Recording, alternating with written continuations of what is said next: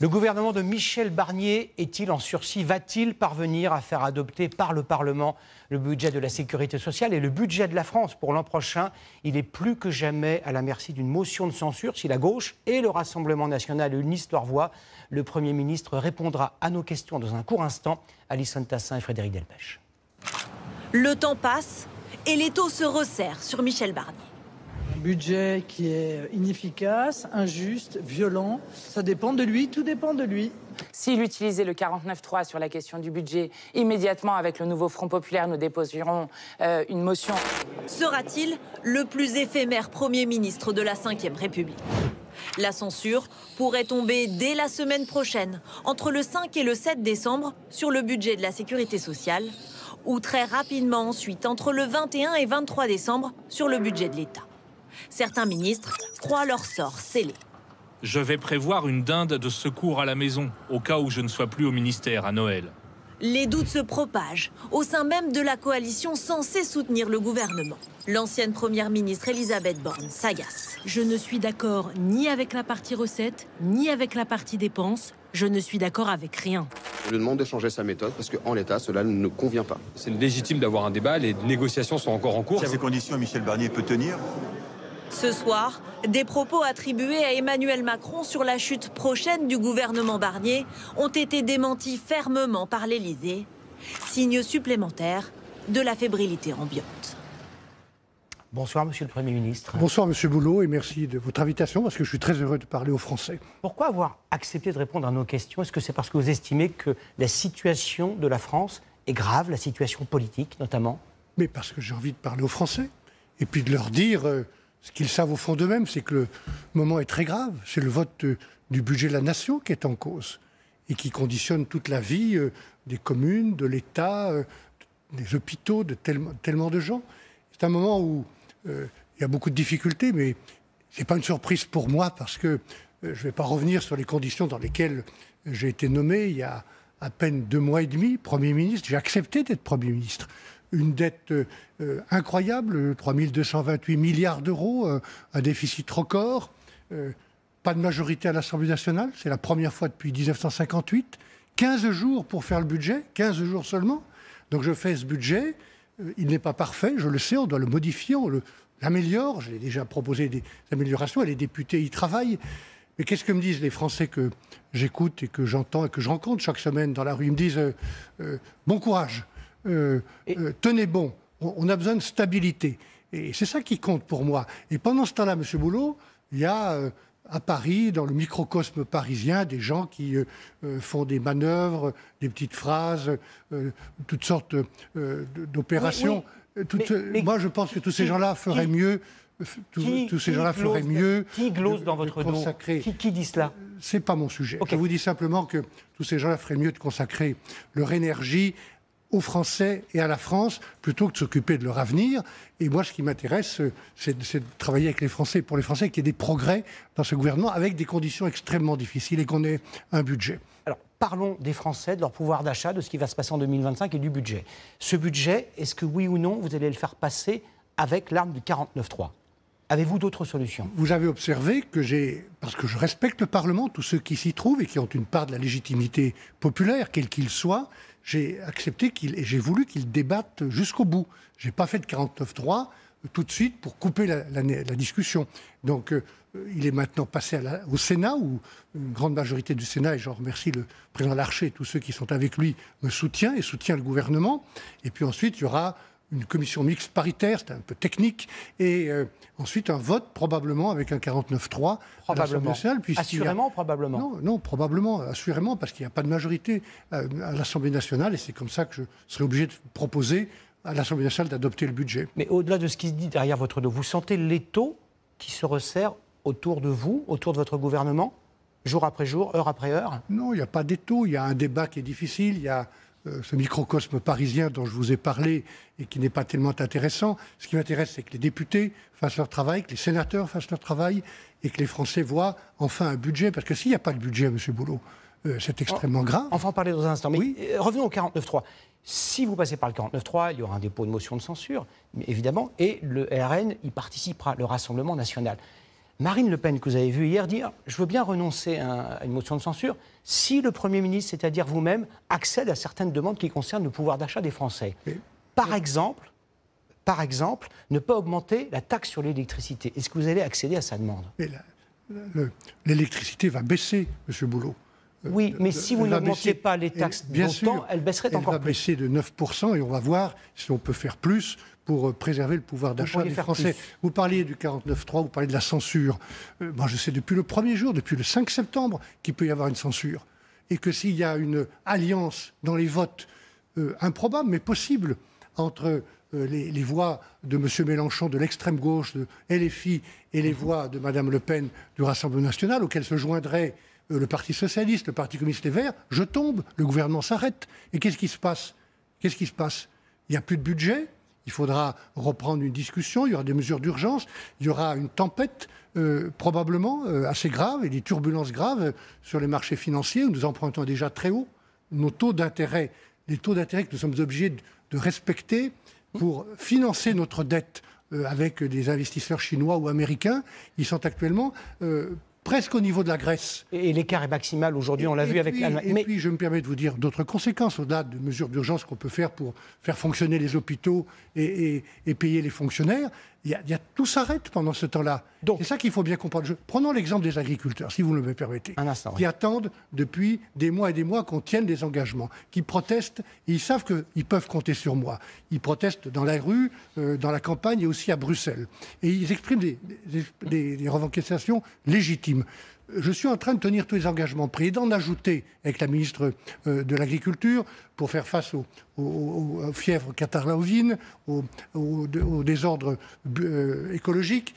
On est en train de les accompagner. On est en train de faire ce qu'ils demandent depuis des mois et des années, le contrôle unique, de libérer leur initiative, de les aider par des prêts, par des subventions. Tout ça s'arrête. Et ce n'est qu'un exemple de ce qui s'arrêterait. Que se passe-t-il le 1er janvier prochain, concrètement pour les Français qui nous écoutent, s'il n'y a pas de budget? Les fonctionnaires, les agents de l'État, des collectivités territoriales, des hôpitaux, vont-ils être payés? Les retraites, les retraites dues par l'État vont-elles être versées? Dans cette hypothèse-là qui peut se produire, et c'est possible si le gouvernement tombe, il y a des mesures d'urgence qu'on prend, le gouvernement intérimaire, qu'on prend immédiatement avec le Parlement pour pouvoir payer.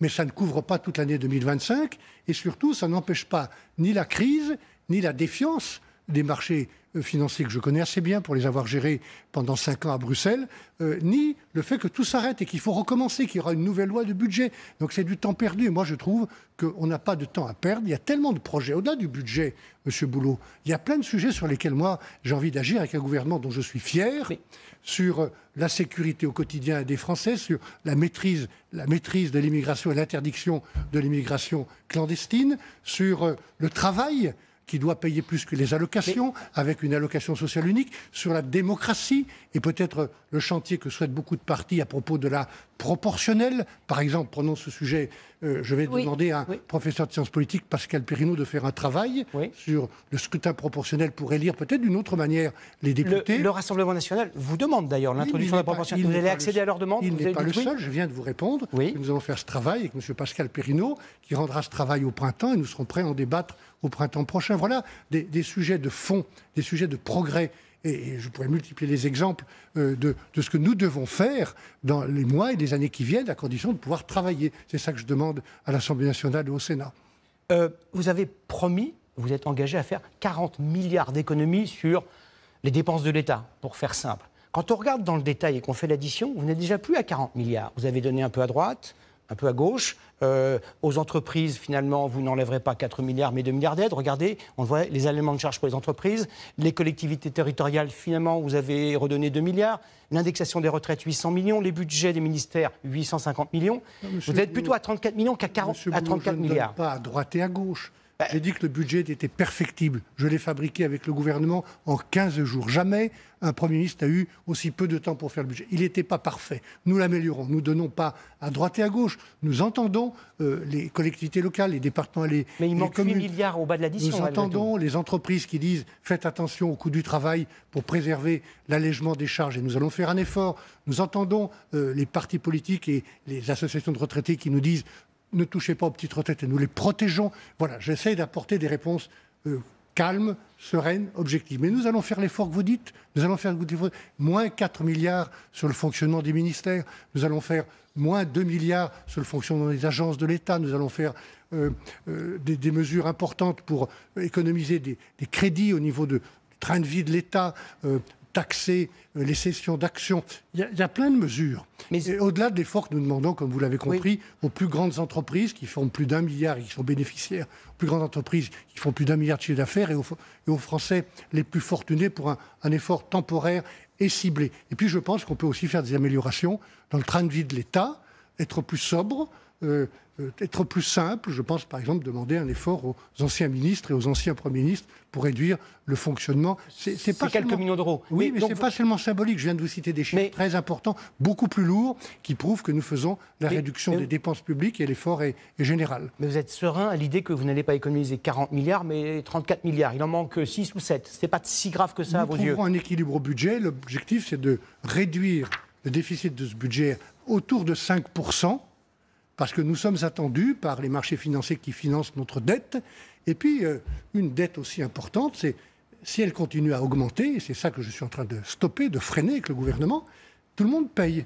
Tout le monde paye. Pour les entreprises, l'impôt le plus lourd, c'est celui qu'on paye s'il y a de la dette, et puis c'est l'impôt de la réglementation et aussi de la bureaucratisation que je veux réduire. Un point très important qui concerne les retraités. Vous avez décidé de ne réindexer leur retraite qu'à hauteur de la moitié de l'inflation. Est-ce que vous allez faire un geste au-delà de ça? Est-ce que vous allez leur accorder un peu plus? On va indexer dès le 1er janvier, ce qui n'était pas prévu à l'origine, puisque c'était le 1er juillet, toutes les retraites de 0,8 et ensuite on va faire un 6 et l'ensemble des petites retraites, et c'est ça qui m'importe. J'ai toujours dit que les Français les plus modestes qui nous écoutent, et c'est à eux que je voulais parler ce soir, qu'il s'agit des Français les plus modestes, des personnes âgées qui ont des retraites seront protégées. Mais c'est aussi mon souci pour l'ensemble des Français qui ont besoin de solidarité en ce moment. Encore un point d'éclaircissement pour les entrepreneurs. Vous avez décidé de rogner sur les allègements de charges pour une valeur de 4 milliards d'euros, puis 3 milliards, puis 2 milliards. Jusqu'où allez-vous aller? Est-ce que vous allez augmenter, en d'autres termes, les taxes, les impôts sur les entreprises? Actuellement, pour baisser le coût du travail, on donne 80 milliards d'euros. 80 milliards d'euros aux entreprises. Et donc, on va protéger les salaires les plus bas qui seront à zéro charge au niveau du SMIC, et si on peut aller plus loin, c'est ça l'effort que nous faisons. Ce n'est pas à droite ou à gauche, c'est pour les entreprises, pour les salariés, notamment les plus modestes, et si on peut aller plus loin, on ira plus loin. Nous en discutons avec les partis politiques et les groupes politiques actuellement. Dans cette tourmente, est-ce qu'à un instant, vous avez pensé démissionner, sans attendre un éventuel 49.3, une motion de censure? Et pourquoi voulez-vous que je démissionne? Je ne sais pas, parce que les temps sont durs et parce qu'il n'y a pas de budget. C'est parce que les temps sont durs que je suis content de faire ce travail. Mais ça dépasse de très loin ma propre condition, franchement. Franchement, M. Boulot. Moi, j'ai un certain âge que je ne rappelle pas, ça se voit. Je vous promets que j'ai la même capacité de m'enthousiasmer, de m'indigner que celle que j'avais à ma toute première élection comme conseiller général dans un canton magnifique, celui de la Haute-Tarentaise. Il y a tellement de raisons de s'enthousiasmer pour notre pays, quand on voit les énergies en métropole, les Français de l'outre-mer, les Français de l'étranger. Il y a tellement de projets et d'énergie. Il y a aussi beaucoup de raisons de s'indigner. Contre les violences faites aux femmes, contre l'antisémitisme qui se répand, contre l'insécurité au quotidien dans les quartiers, dans les villes. C'est ça que j'ai envie de faire. Et aussi longtemps que j'aurai, M. Boulot, la même capacité de m'indigner et de m'enthousiasmer que celle que j'avais il y a 50 ans en arrière, je serai prêt à servir, c'est tout. Donc vous serez encore Premier ministre en 2025. On pourra vous réinviter en tant que Premier ministre. Invitez-moi aussi longtemps, j'espère être là. Ça dépend de l'Assemblée nationale. Tout le monde sait la règle du jeu. Je suis le premier à la connaître. Merci beaucoup, Monsieur le Premier ministre, d'avoir accepté notre invitation et de répondre à nos questions.